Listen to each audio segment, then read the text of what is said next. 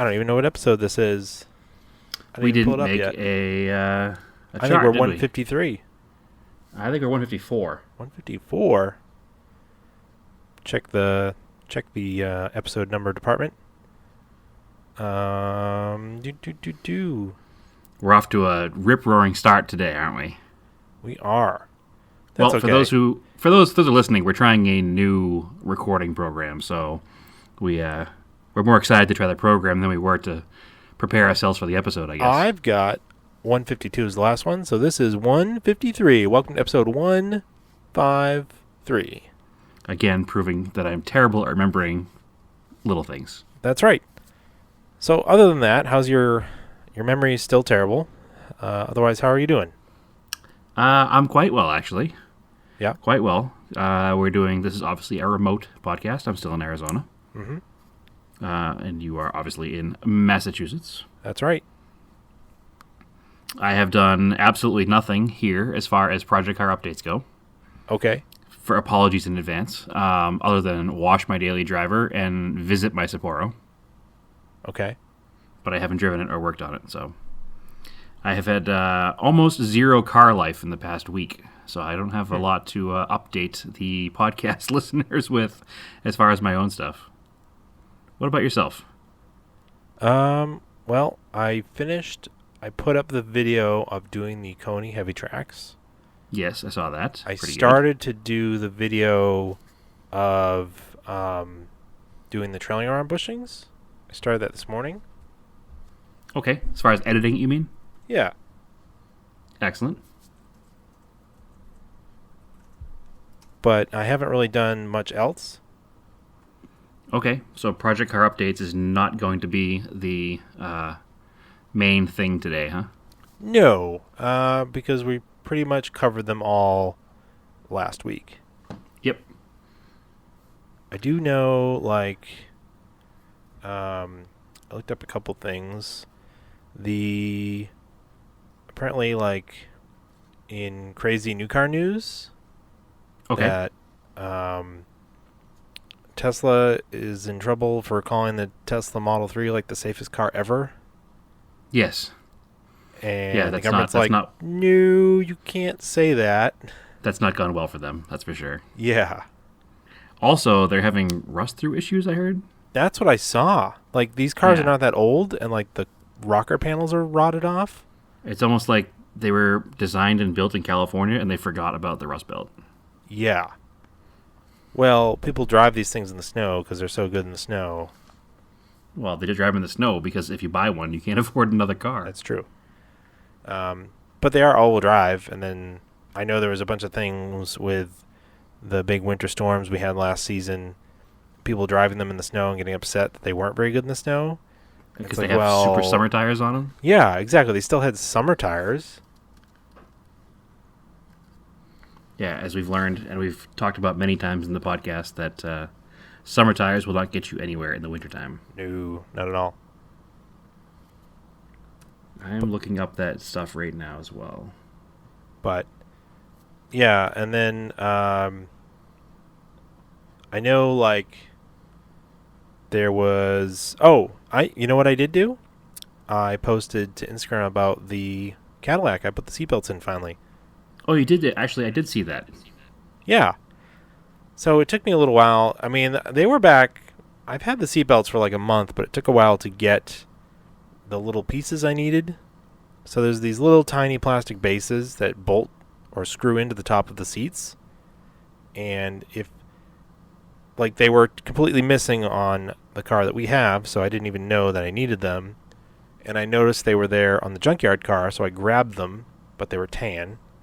Mm-hmm. And then I didn't know what went into the top of them, so I had to search around for it. And I found these vintage new old stock help parts that are the seatbelt retainers. Okay, so it was a universal part? It wasn't a Cadillac specific part? It's a universal GM part, yeah, from the 70s. They fit a bunch of GM cars from the 70s and 80s, and apparently it breaks really easily, so this help part was a new and improved design with a copyright on the back of the package of 1984. New and improved. Yeah.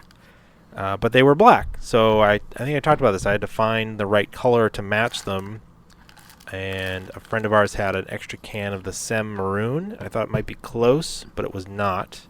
Yeah, that's the Sem Maroon. Actually, I think he had that because he used it on an RX-7. Yeah, it matched the RX-7 Actually, real well. My old RX-7, Yeah. to be specific. Yeah, but it did not match the maroon-ish red interior of the Cadillac because it's more like It did look better. red. It did look better than the brown. It did. And honestly, a lot of the cars back in that era, if they had different vendors for different interior parts, they wouldn't be the exact same color anyway. Yeah. So it wouldn't have been the end of the world if you had left it. But obviously, you didn't want to leave it. No, it was like real dark. It just wasn't quite right because I had the plastic trim around the seatbelt bases that I could match it with. So I tried Firethorn red because that looked kind of like it. It's hard to tell when you're looking at a picture online. That was not it either. That was too red, more towards the fire engine spectrum. It turns out Sem Napa red is the right middle between bright red and maroon.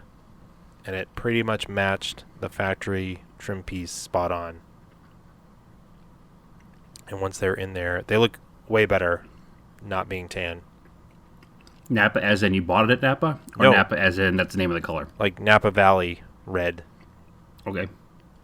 But it's still Sem paint. And the Yeah, trickiest... Seb makes a really good product. I've had really good luck with all of their things. Yeah, that paint is really good because it's flexible they have too. the black semi-gloss trim paint. The stuff you use for restoring like non-painted black plastic. Mm-hmm. Theirs is like the best on the market. By a long shot. Yeah, you're going to have to do that to the Eclipse. At some point, yeah. The Sapporo as well. Yep. It's nice stuff.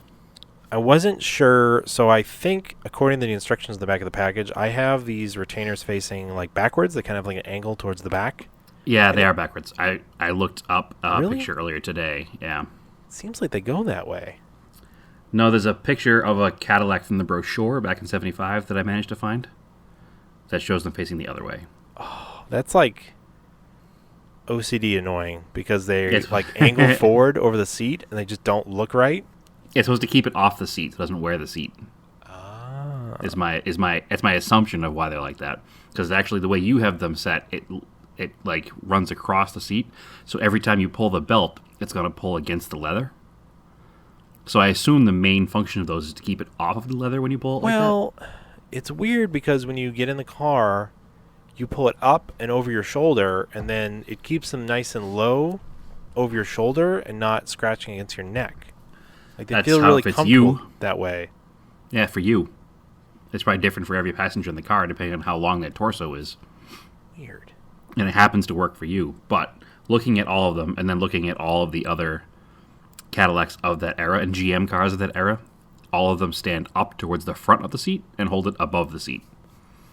Oh, So that's really annoying. That's were... why my assumption is it's to protect the actual leather of the seat. That's really annoying because they're not like super easy to clip in. Right. Well, they might stay like that. Yeah. It's not like the car gets driven enough that they're going to wear the seat now. And you can't like there's little nubs in the bases that they mount to keep them from spinning 360. Right. So you have to take them all the way apart. Yeah. Yep. But you can't get to the screws that hold the bases in unless you pop them out. That's annoying. Mm-hmm. But yeah, if you look at, again, it's almost every car of that era, GM, has that same seatbelt setup. And on all of them, it lifts the seatbelt above the seat. So it was difficult to find a picture at first, I'll tell you that. So I see how you kind of went with whatever seemed right. Because, Well, it seemed like that on the back of the package. yeah. Yeah, because when you actually Google GM seatbelt retainer, all you get is GM seatbelt buckles, which I would not call a Yes. retainer at all. If you put 1975 GM full-size interior, there's a bunch of different pictures that came up. I think that's what I used. Something along those lines. I could, you can Google it right now, but that's not going to help you anyway, so it doesn't matter. I'm just curious now. I mean, one person commented on it because I put it in the Malaise Motors group. Yes, but that person told you should have made the original owner fix it. Oh, that was a different person. Yeah, that was really funny. Yeah. I'm like, did you not read the little story that like... The original owner sold it in 85? Yeah. That's the way We're it not came. talking about a 2-year-old used car here. Yeah, and still in 1984, 85, like seatbelts didn't matter. Nobody cared. Yeah, there was no law yet. No. At least not for adults. It was definitely not for adults, no. Yeah, definitely not. It wasn't until the 90s, probably. I think we talked about that before, actually. Yeah, it's like nobody cared. Yeah. And actually, the funny thing is, though, with the other weird thing about these seatbelts, when I got them back, they like kept locking, and I was like, "Oh, that's really annoying. I hope these are working all right." I don't know why they wouldn't work, because I sent them to a vendor, and then they sent them to another vendor that specialized in seatbelts. So I can't imagine why they wouldn't have told me that they were broken. Right. But then I figured out that the top retractors, the lock part of it works on gravity. So if they're not held parallel to the ground, they latch and won't unlatch. So if you got in a nasty rollover accident, you wouldn't just fall out of the car. Right. But it's really confusing when you're going to put them in because you're like, well, they won't unreel. And then I figured out, I was holding them the way they would mount to the roof, and all of a sudden they unlocked. And you could feel the little pin drop. It's probably that's a really weight. Weird. Like a weight system inside the seatbelt? Maybe. It's just probably a pin that drops away from the little ratcheting gear that's in there, the one-way gear. Right. Because they're basically, seatbelts are fancy ratchet straps in reality. Okay. They're like self-ratcheting ratchet straps. If you look inside, They hold the cargo in the vehicle. Yeah, exactly. I did notice too, and I mentioned this with the tan belts, it was super hard to pull them across your body. But with the retainer in there, it actually makes it easier. Because you kind of lift it up over your shoulder and then pull the waist one over. And the top one doesn't have to do much. Well, you also have to remember that in 75, they were still trying to figure out the best way to do a 3-point seatbelt, especially on a pillarless car like that. There were still a lot of experiments going on. A lot of the early 70s cars had a 2-piece style that was legitimately 2 pieces to buckle in. Mm-hmm. Where this is a 1-piece, right? Oh, yeah. It's 1 piece. Okay. 2 retractors. Yeah, overcomplication. Oh, speaking of weird seatbelts, I went to Cars and Coffee on Sunday because it was my birthday, and we took the... Happy birthday, Andrew. Thank you. Steph and I took the Talon. I went up to... It was one in Portsmouth. And it was funny because we got in the car, and she always forgets about the auto seatbelt. She was sitting there, closed on her, and she's like, oh. And then I was like, all right, ready to go. What about your other belt? She's like, oh, yeah. Because it takes... It's too much to think about. Yeah. 2-piece belt. And then I was mentioned that on the Euro car, the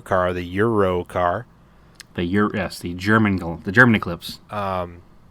It has the manual 3 points, which are a Canadian car here. But they're super far back. They're kind of hard to get to. Yeah, they're hard to reach. Because they had to because the car was designed around the auto seatbelts. So when they made it with those seatbelts, those were now the retrofit. Yeah, I'm not sure why, but that would be way better. Do they retrofit into the car, or do you need more? You need the plastic trim, obviously. You need the trim, and they'll retrofit into the car. Okay. I believe all the bolt holes are there. Yeah, I know, because when I did I used a door off of the other Starion for my 84 Starion, which doesn't have auto belts like a later Starion does, and all the same mounting holes were there, so I guess it does work. Yeah. Yeah, it should work. But yeah, we took that for a nice ride. Went up, only stayed there for like an hour. Then we went down 1A, which goes around the coast. Yeah, it's always a fun thing to do after that show. Stopped for breakfast at that coffee shop. Went down that coffee Route shop, 1. very specific. Yeah. Which is that coffee shop? Mm-hmm. What is that coffee shop? It's the one By the British car dealer? Yeah, I can't remember the name of it. Okay. Yeah, I can't either, so we're not going to advertise them today. Yeah, it's good though, but I can't remember the name of it. Yeah, whatever. That's usually a good ride to go after that Cars and Coffee. Mm-hmm. Yeah, it was a super nice day, so nice day for riding the car.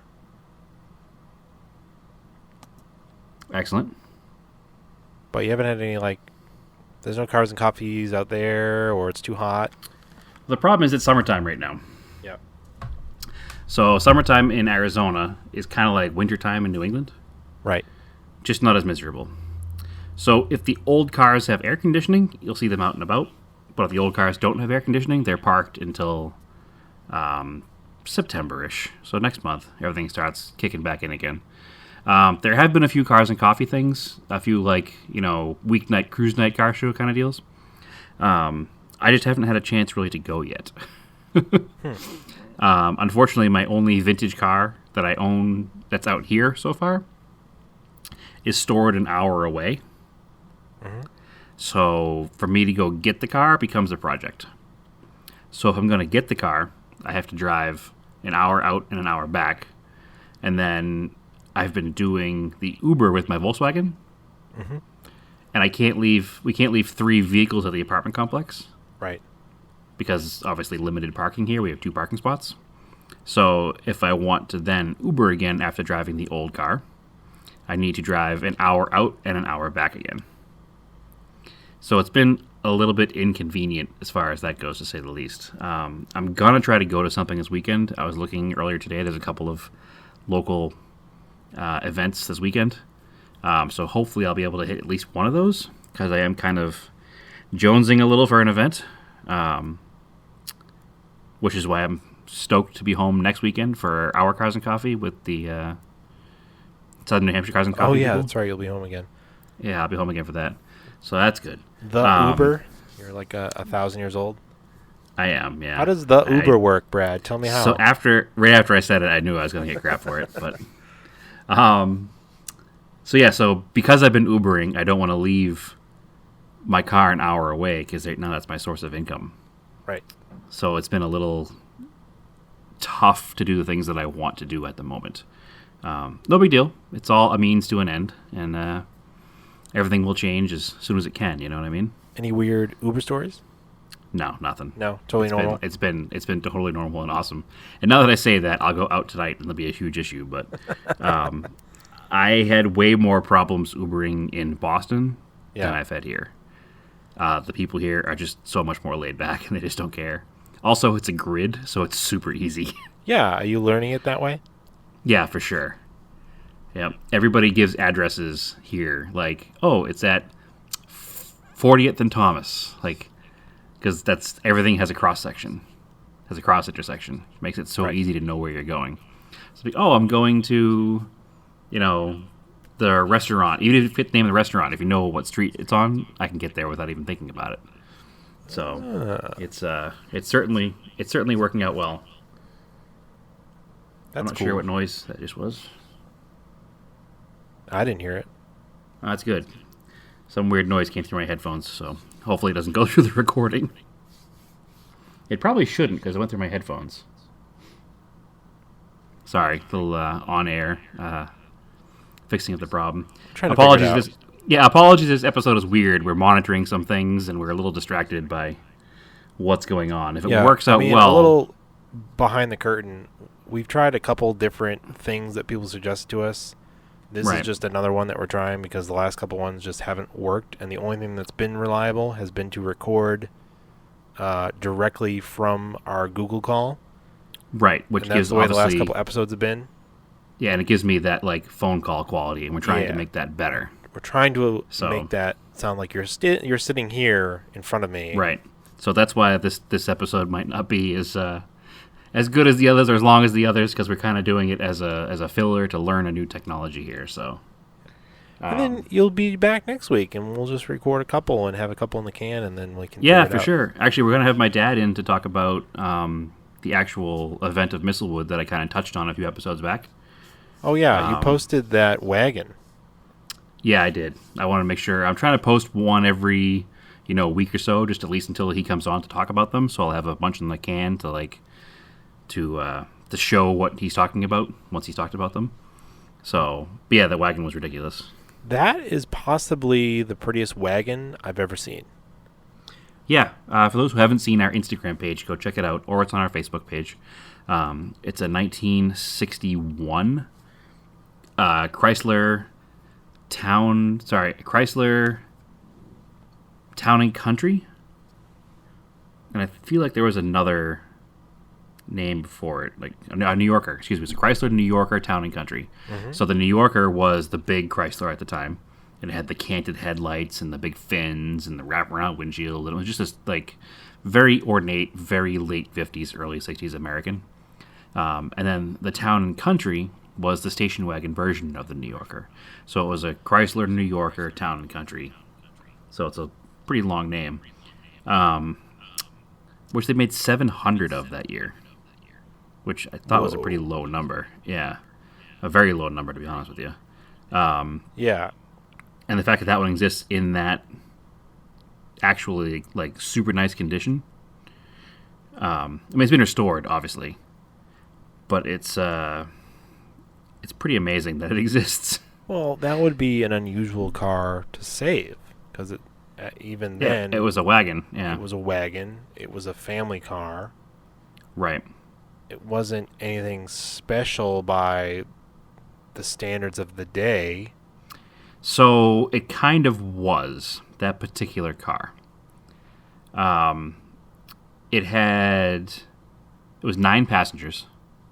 Mm-hmm. So it has 3 rows of 3, which is absurd. That's like an SUV of today plus 1. Mm-hmm. A lot of the SUVs today are 7 or 8 passenger. Yeah. This thing had every option that was available, including dealer installed options. So it had the Chrysler record player, which is a 45 RPM record player with storage below it for 14 more discs. Ooh. Which I'm not sure how well it worked on the road. I mean, these cars kind of floated, so hopefully they didn't hit too many bumps too hard. And it must have had some kind of a weighted needle assembly on it. But it worked out pretty well. The cool thing about this car was it had the big V8. It was a 413 cubic inch V8. And have you ever seen the drag cars of the time, the Chrysler drag cars, the letter cars? Yeah. They had the big cross ram intake manifold. Yeah. So it had one carburetor hanging off of each side of the engine. Yeah.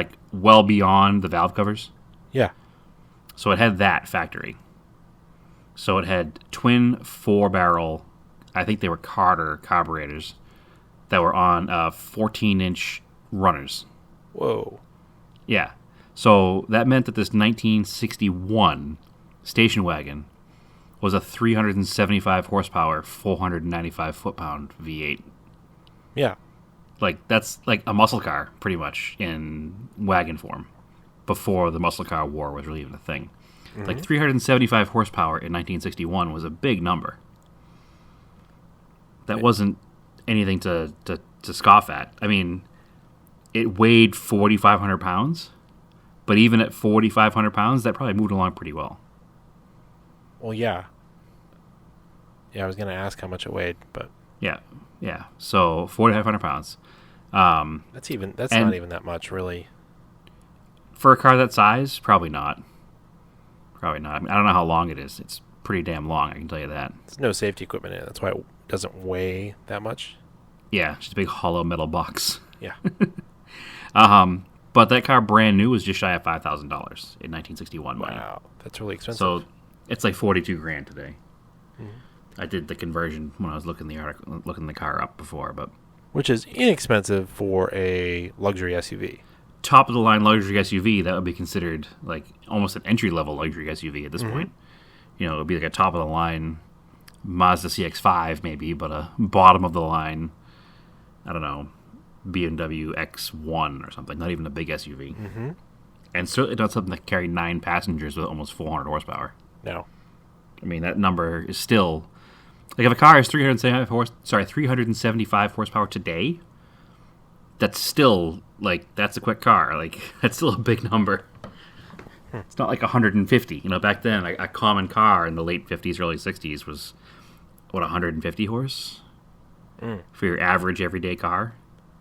You know, what was a 1959 Impala, you know, V8 car was probably just shy of 200.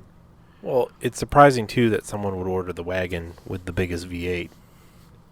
Yeah, that was somebody who probably had to haul a lot of stuff. I bet that person bought that to pull a camper. Yeah. And they said, I want the most powerful thing you can get that hauls my whole family, my gear, and my camper trailer. Yeah, because usually, like, a work car or working car like that would be just a V6 or something, or a straight 6 in that case. Or even a small V8. Yeah. It's probably still pretty common. There was no gas crisis yet.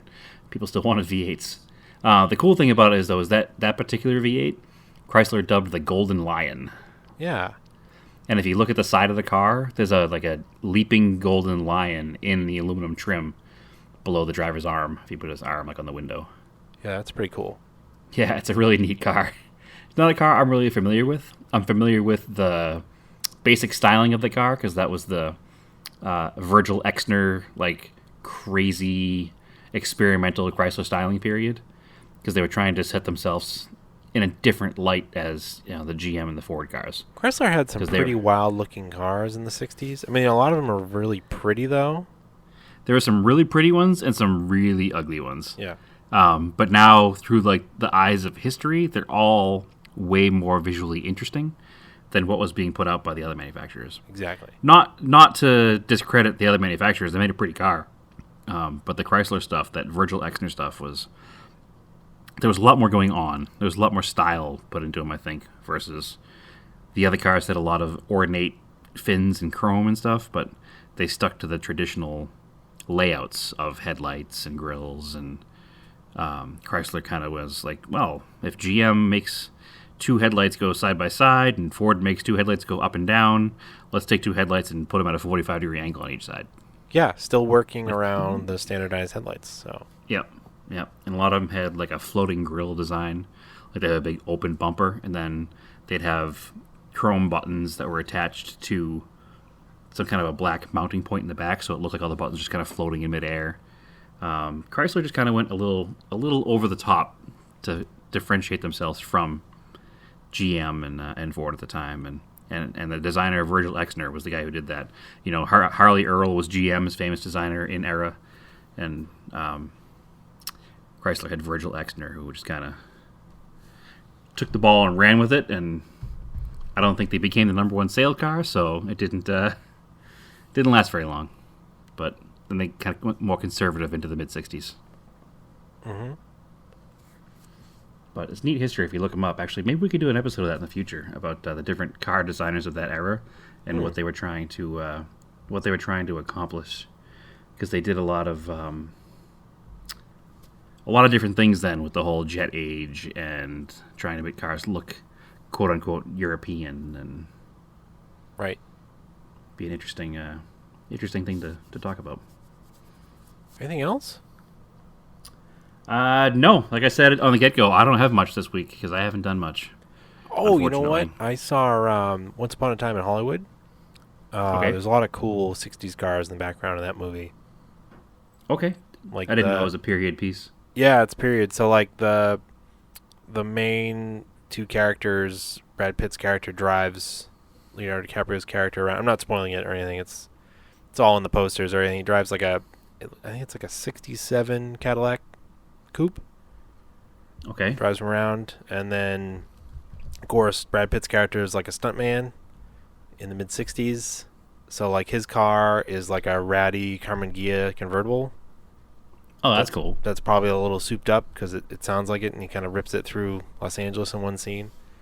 I'm a big fan of Carmen Ghia's. Yeah, and I imagine it's kind of ratty and a little bit like Surface Rust. So, you know, the movie takes place in 69, it's probably like, what was the first year of a Carmen Ghia? Like a 62 or something? Like 59 or 60. Yeah, so it's probably like an early Carmen Ghia, and of course, like, paint wasn't good back then, so it wouldn't last very long, especially in the California sun. Right. It's a baby blue one, right? I'm looking at a picture right Yep, now. yep. Yeah, it felt right in the movie that he would, like, he's not a very rich guy. He's just this, working Hollywood stuntman guy. So he'd have like this little ratty car and kind of rips it around, and it's pretty cool. And there's a bunch of other cool stuff in the background, and the music was cool. They did a lot of like intros from like the radio stations of the day. So that would be. Songs. It looks like a 63 to 66. Yeah. Ghia. So that was pretty cool. It's got the larger, slightly larger taillights, not the tiny little taillights. Yeah. So it's not going to be like a 59. Oh, and then they have like there's of course it takes place sort of like historical fiction. So there's like Sharon Tate in it and Roman Polanski, and they're driving around in probably like a late 50s MG. Oh, that's cool. The one with the boat fenders. The one that looks like a really old car, that MG. Yeah, like a TC or a TD or a Yeah. TF. Depends on what year it is. Yeah, and there's a bunch of scenes of like, it's probably like stunt people, but with the camera right behind them ripping around, and the sound of it sounds super, super cool. So I'll have to go watch that movie just for that. But I just saw an article from The Wrap about Quentin Tarantino. It's titled "Quentin Tarantino Used an Absurd Amount of Vintage Cars in Once Upon a Time in Hollywood." Mm-hmm. And he says, the person writing the article says that the person who located the cars for the film says the average period piece uses about 300 cars sometimes. Yep. They used over 2,000 cars filming that movie for background cars and upfront cars. Yeah, because a lot of times, like, you ruin this for me in movies sometimes. You're like, oh, if you look, like, just beyond, like, just out of focus, you'll see, like, new cars. Right. And, like, I didn't see that at all in this movie. Like an American Gangster when he's talking in the phone, in the phone booth, and it's supposed to be set in, like, 1969, and there's a 95 Thunderbird through the phone booth. Yeah. Stuff really bothers me. Yeah. No, they put so many cars in this, but, yeah, you can't see any because it just... Or that John DeLorean movie with Alec Baldwin has one of the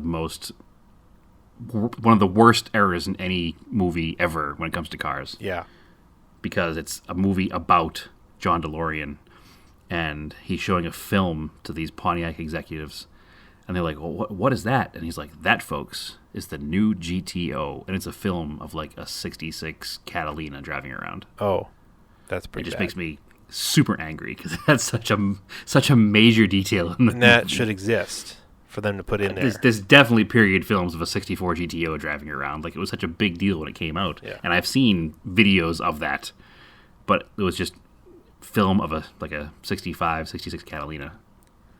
Oh, and then it was like, I went to see it with Stephanie, then we were leaving, and my mom just got that 79 Beetle, so it's got that air-cooled sound, and a bunch of times in this movie, like, air-cooled cars would, like, rumble by or something, and we were leaving the movie, I was like, that it's funny, that air-cooled sound was definitely, like, the sound of the 60s, especially out there. Sure. Like, yeah, for sure.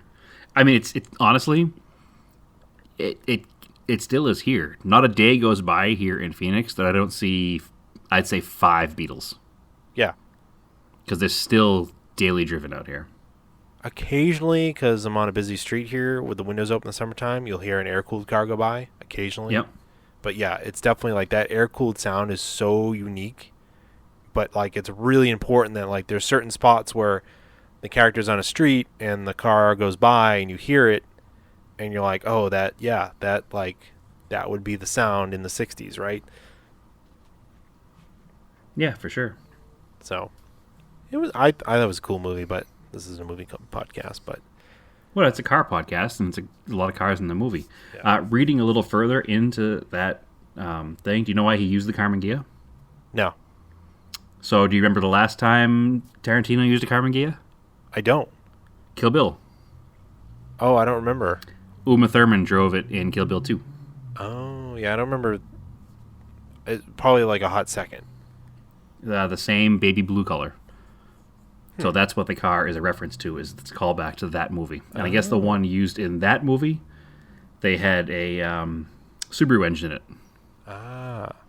To make it so it would be easier to do, like, fast driving through LA or wherever you saw it. Was like skipping through. But yeah, it's got a modern Subaru engine in it. Nifty. So, yeah. And the MG was a 62 TD. Yeah. Yeah, it was very, very cool. Yeah, for sure. All right. I think that's a podcast. Yeah, better episodes next time. But this is a learning experience for us, and hopefully it fills the need for a weekly episode and gets us better for our next one. All right. So, if you can stand us still, go follow us on Facebook. It wasn't that bad. Auto Off Topic on Instagram. Follow me on Instagram, Raced in Anger. Brad, where can they find you? TSISS350. Oh, yeah. And go check out our YouTube page, Auto Off Topic. I put a couple videos up there. And as always, keep cars analog and aim for the roses. And we'll see you Sunday? I think so. Or Saturday? Sunday. This coming Sunday. August 18th. For the Cars and Coffee at the Coffee Factory in Salem, New Hampshire.